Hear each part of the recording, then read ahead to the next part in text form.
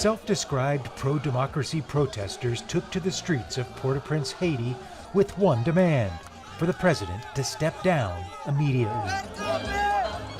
The demonstrators, numbering in the thousands on Sunday, say Jovenel Moise's 5-year term ended on February 7th, but that the president has refused to leave office and is instead consolidating power. Today we are showing the world that the Haitian people reject the power of the PHTK, headed by Jovenel Moise, who wants to establish a dictatorship in the country. The Haitian people fought against the Duvalier regime in 1986, but will not go back to this era. Moise has ruled by presidential decree for the past 13 months, after dissolving the majority of parliament amid political gridlock. He claims his term doesn't end until February 2022, and he'll step down only then.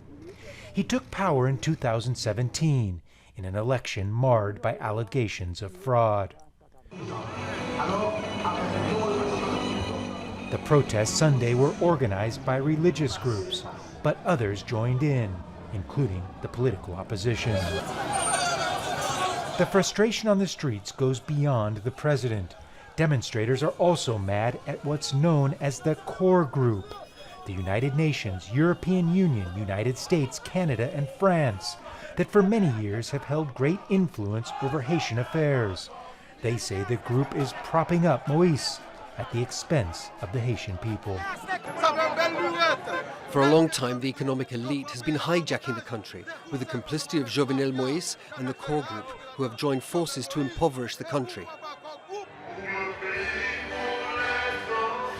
In January, the U.S. announced an infusion of $75 million in development aid for the country, and just last week called for legislative and presidential elections this year, but so far shied away from calling for Moise to step down. What remains is anger on the streets, a defiant president, and a country now in a constitutional crisis. Gabriel Elizondo, Jazeera.